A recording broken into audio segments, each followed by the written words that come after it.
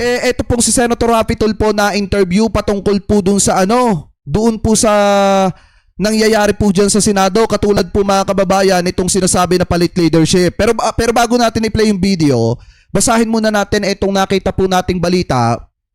Galing po dito sa Politico mga kababayan. Ito yung source natin Politico. Sabi po dito, ayaw sa kain suka.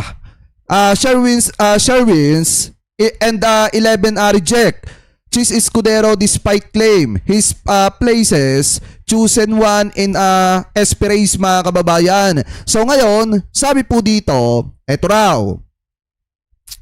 Yan, maaaring kulang pa sa bilang ang 11 na miyembro ng Mayorya Black sa Senado upang maipwesto si Senator Sherwin Gatchalian bilang Senate President. Ngunit mas pinili ng kanya mga kaalyado na maghintay at unti-unting magbuo ng koalisyon kaysa tulungan si Senador Francis Escudero na muling makabalik sa kapangyarihan. Sabi pa dito, habang kumakalat ang mga usap-usapan tungkol sa panibagong pagbabago sa liderato ng Senado, napag-alaman ng politiko na si Senator Rapi Tulfo umano ang pumigil sa mga pagtatangka na pag-isahin ang block na pinamumunuan ni Senate Minority Leader Vicente Soto III at nito pong si Chis Escudero ay sa isang scooper na may kaalaman sa mga lihim na negosyasyon, ipinresenta umano ni Escudero ang sarili bilang umano'y paboritong kandidato ng Malacanang para sa posisyong Senate President. Upang mas maging kaakit-akit ang alok, sinabi raw ni Escudero sa minority o sa minorya na kaya niyang magdala ng 4 na boto. Si Senator Jinggoy Estrada, Joel Villanueva at ang magkapatid na sina Camille Villar at ito pong si Mark Villar. Ngunit may isang kondisyon, kailangan siya mismo ang maging Senate President. Sabi pa dito mga kababayan, sa papel maganda ang bilang ni Chis, pero para sa minorya o sa minority, kung ibabalik siya bilang Senate President matapos ang kontrobersiya sa flood control, magmumukha silang walang natutunan, ayon po sa isang scooper. Sabi pa dito mga kababayan, sa kabila nito, nais umano ng minority bloc ang isang leader na maipapakita bilang bagong simula sa paulit-ulit na drama sa liderato ng Senado, at para sa kanila, akma si Gatchalian sa papel na ito. Si Win ay nakikita bilang isang leader na kayang pag-isahin ang mga senador. Naiintindihan niya ang budget, sistematiko siya na nakatuon sa reforma at higit sa lahat, wala siyang mabigat na isyong politikal na dala-dala kumpara sa iba pa mga scooper. Sabi pa dito mga kababayan, ngunit si Tulfo umano ang tuluyang nagpabago sa takbo ng usapan sa loob ng minorya sa pamamagitan ng isang matapang na pahayag. Sinabi umano ni Rapi Tulfo, parang kain suka naman yan kapag kumampi pa tayo kay Chis. Tayo pa magmumukhang tanga niyan. Yan daw po mga kababayan sabi ni Senator Rapi Tulfo. Kasi nga, ipinipresenta nga ni Chis Escudero mga kababayan yung kanyang sarili at ginagamit pa yung Malacanang. Ang sinasabi daw ni Chis Escudero dito, ako na lang ang gawin yung Senate President at ako naman ang paborito ng Malacanang ng Palas na gawing Senate President. Di ba ang kapal na mukha para gamitin pa mga kababayan ng pamahalaan ang palasyo para sa pangsarili niyang interes? Kasi alam naman talaga natin ang pakay dyan ni Escudero. Di ba? Alam mo Escudero, wag mo na nga lukuhin ng mamamayang Pilipino. Kapal-kapal ng pagmumukha mo. Di ba? Itinago mo na nga yung impeachment ni Sara Duterte noong 2025. At ngayon pinag-uusapan na naman yung impeachment, ipipilit mo na naman yung sarili mo na maging Senate President. Aba, mahiya naman kayo. 'Di ba? Ang Senado, kung titingnan natin, talagang lagapak na. Pabagsak na ang imahe at reputasyon ng Senado, dadagdagan mo pa. Hindi mo nga maharap-harap yung mga matitinding kontrobersiya na ibinabato sa iyo. Kabilang yung yung donation sa iyo ng isang kaibigan mong kontraktor. At ngayon uulitin mo na naman. 'Di ba mga kababayan, tigas na mukha. So ngayon buti pa itong si Senator Rapi Tulfo, pinigilan yung tangkang pag-anib ng minority mga kababayan dito po sa grupo ni Chis Escudero kasama itong si Villanueva at itong si Jinggoy. Kasi sa totoo lang mga kababayan, siguro napapaisip kayo bakit nga ba magtatangkang lumipat itong si Jinggoy at itong si Joel Villanueva sa minority. At gustong samahan itong si Chis Escudero kasi nga yung Senate Majority Floor Leader hindi ibigay ni Alan Peter Cayetano kay Joel Villanueva. At mas gusto pang ibigay mga kababayan ni Alan Peter Cayetano yung posisyon na yon kay Mark Villar kaysa po kay Joel Villanueva. Eh di ba atat na atat nga mga kababayan allegedly si Joel Villanueva na makuha yan pong posisyon na yan. Kaso nga lang ang problema, mukhang ayaw ibigay sa kanya ni Alan Peter Cayetano. Kasi kung gustong ibigay sa kanya yan ni Alan Peter Cayetano, hindi na sana niya iaalok pa sa ibang senator. Pero anong nangyari, inialok niya kay Senator J.B. Ejercito, tinanggihan, at ngayon mga kababayan, mukhang balak ialok kay Mark Villar, yung inaasam-asam na posisyon ni Joel Villanueva. So ngayon ituloy pa natin. Sabi pa dito, yan. Sinabi umano ni Rapi Tulfo na para daw kain suka mga kababayan. At sabi pa nga dito, malaki ang naging epekto ng komentong ito. Kaya't nanindigan ang minority bloc na huwag makipagsanib kay Escudero kahit pa makakatulong sana ang kanyang grupo sa bilang. Sa huli, nananatili ang kasalukuyang sitwasyon. Nananatili sa minority ang mga kaalyado ni sa majority ang mga kaalyado ni Escudero habang si Alan Peter Cayetano ay nananatiling Senate President sa ngayon, mga kababayan. So ibig sabihin, kahit hindi gusto ni Chis Escudero, ni Jinggoy Estrada, ni Joel Villanueva at ng magkapatid na Villar, etong si Alan Peter Cayetano, talagang kain suka sila. Talagang pinipilit lang nila mga kababayan na panindigan yung pinili nila na ginawa pa nilang patalsikin si Tito Sen para lang dito sa kanilang Senate President na nakikita nilang hindi sila satisfied. Di po ba? Kasi kung satisfied yung mga yan, hindi na niyang kailangan traidorin pa si Alan Peter Cayetano. Pero ang dating, yung 5 ay gustong mag-traidor kay Alan Peter Cayetano para lang gawing Senate President, etong si Chis Escudero. So ngayon mga kababayan, ito, pakinggan po natin ang interview ni Senator Rapi Tulfo mga kababayan patungkol po dito sa posibleng palit leadership at yung nangyaring kaguluhan dyan po sa Senado. So ito, i-play po natin. Sir, dito sa nangyaring kahapon, hindi natuloy yung kanyang balak daw? May balak talaga na? Wala naman, nag-focus lang kami minority. Pinag-usapan na namin mga plano at anong mga nangyari man nakarang araw at ano yung mga gagawin namin sa mga susunod na araw. Ganun lang. Parang banding-banding na. Ano yung mga pinakasalient na gagawin ng minority sa mga susunod na araw? Well, pinag-usapan namin kung anong mga approach ang gagawin namin pagdating sa... Tsaka mga kababayan na ito, wait lang pasensya na kayo kung bakit ako nagagalit. Doon sa part na ipinagmamalaki pa daw ni Chis Escudero na siya ang paborito ng Malacanang mga kababayan. Kasi wala naman talagang ganon. Wala naman talagang ganon mga kababayan. Na kung saan itong si Chis Escudero sinasabing paborito ng Malacanang. Hindi ganon. Ang katotohanan dyan mga kababayan, isinusukan na ng taong bayan si Chis Escudero. At hindi lang siguro ang taong bayan, siguro pati ang palasyo mga kababayan, gano'n na rin. Dahil nga, hindi nila gusto ang ginagawang pagpapatakbo ni Escudero dyan po mga kababayan sa Senado. Buhat nung siya naging Senate President, nasangkot ang Senado mga kababayan sa issue ng maanumalyang flood control. Talagang lumaki yung mga nakulimbat sa kaban ng bayan. Kaya dapat lang talaga na wag siyang ibalik bilang Senate President. Impeachment, tapos paano kami mag-aral para mahimay kung ano yung laman nung sa articles of impeachment. So everything tungkol sa trabaho, tungkol dun sa mga sponsorship, anong mangyari, then yung mga committee na maaaring mawala at maaaring mapupunta, etc. Mga nakabinbin pa doon na gusto nyo sana matuloy? Well, meron akong 5 bills na nakabinbin doon at sinulatan ko na si Senator Marcoleta at sinabi ko sa kanya baka pwede i-subcommittee niya ako para maitawid ko yung 5 na nakabinbin. It depends on him kung papayagan niya o hindi ako. It's up to him, choice niya yun. And I will respect. So, may susunod ba ng charge? Hindi mo nakakausap ako ba sa inyo for impossible? Wala naman. Do you think the leadership is stable right now? 13-11, majority and minority. 13, yeah, so tulad sa sabi lahat, manipis. Tapos 11 ang minority, majority. Pero mas maganda siguro magtrabaho na muna kami lahat. Saka namin pag-isipan yung mga kuko na yan. Okay naman, so far so good. Saan yung charger kasama ba ngayon sa napag-uusapan din? Never. Wala sa agenda. Okay, thank you very much. Anong gagawin namin, and then yung mga schedules, etc.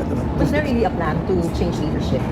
There was no plan. As far as I'm concerned, I was there, and there was no mentioning about changing leadership. So there was no frustration in terms of not getting the 13 votes? Well, of course, natural lang magkakaroon ng kalungkutan na hindi kami naging majority. Tama. Kahit na sino. Pero wala yung parang agresibo kami, galit kami, masama loob namin. There's no such thing. So kung meron kayong frustration dahil hindi nyo nakuha yung majority, who did you want to put there as the Senate President sana? Who are you asking me? I or mean, asking- yes, and the minority as well. For me, kung sino yung qualified, kung sino iboboto ng nakarami sa amin. Para sa inyo, sino yung qualified? Right Especially now, prior to the convening of the... halos lahat naman senador qualified eh. Ah. Even Dito Lapid is qualified. Oo. Yeah. Kung pag-usap natin Senate presidency, I think all senators, in fairness, they're all qualified. And they have the qualifications. Hindi, kung tutusin talaga mga kababayan, mas qualified pa nga si Lito Lapid kaysa kay Alan Peter Cayetano eh. Dahil kung pagbabasihan po talaga natin mga kababayan yung nagawang batas, mas marami nagawang batas ni Lito Lapid mga kababayan kaysa po kay Alan Peter Cayetano. Kasi dito natin talaga makikita, totoo nga pala yung sinasabi ng mga matatanda, no? Kapag ka isang tao tahimik lang, mga kababayan, minsan yun pa yung maraming nagagawa eh.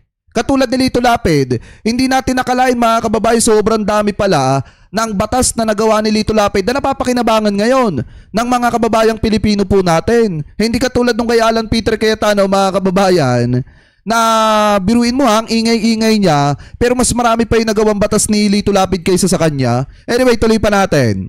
To be a Senate president, what it takes to be a Senate president. Sir, we'll ask also the SP, but your reaction because nung Wednesday last week, sinasabi na the Senate is under attack. Now, the SILG saying that there are no evidence pointing to an attack in the Senate. What are your Okay, thoughts you on guys were there, and I wasn't.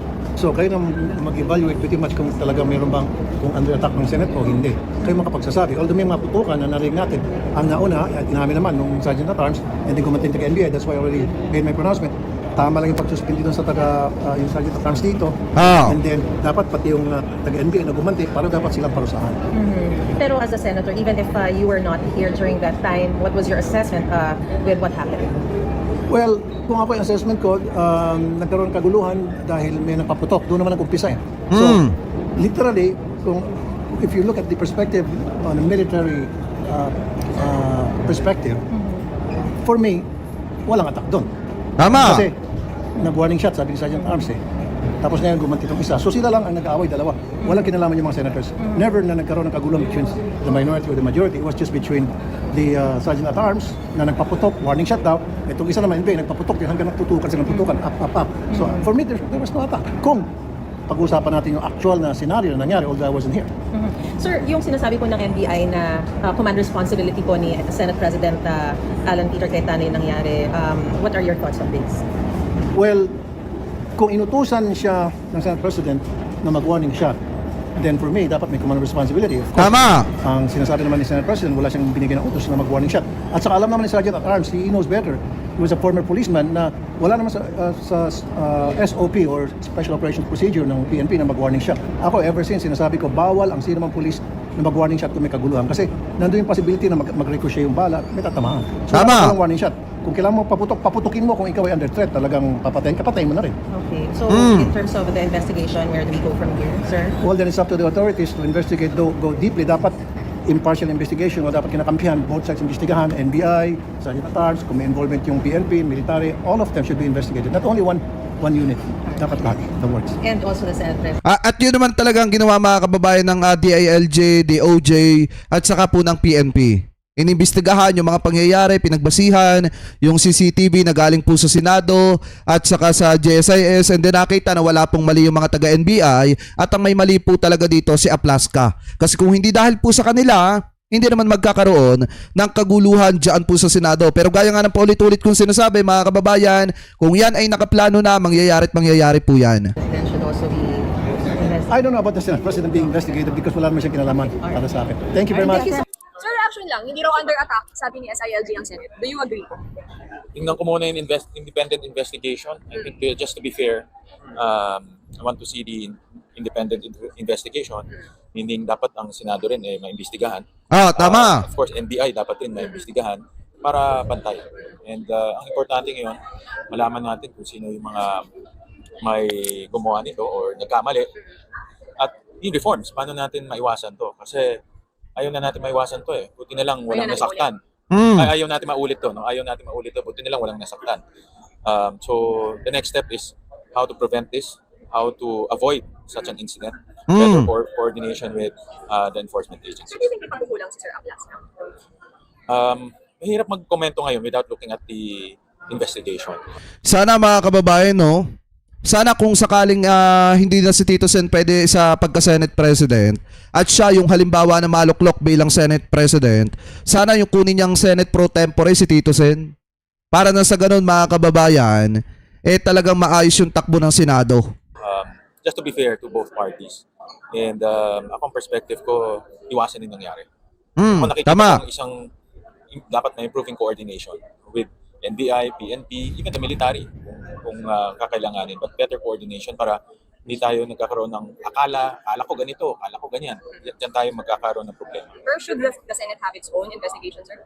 Ako, ang aking perspective, iwan natin sa independent. Whether it's CIDG, whether it's ombudsman, nabasa ko ombudsman is already investigating. Importanteng independent para fair rin sila. Tama. Ni SB na posible raw investigate ng Blue Ribbon yung NBI, yung shooting incident last night. Mapasok daw sa Blue Ribbon. Let's see kung anong tono nung resolution, kung meron man file na resolution. Let's see. Sir, may usapan pa sir na huwag nang i-raise up floor. Wala naman. Fairness sa mga senador. Sa akin wala. Sir, bumaba daw ang ratings, ang trust sa Senado. Anong reaction nila? Wow, depende kung anong survey companies dahil ako, O yung criticism lang sa Senate after nung balik? well, hindi natin maiwasan yung criticism. Makikita natin sa social media. Ako, pagkausap ko rin yung mga kaibigan natin, mga constituents natin. Talagang maraming nagulat.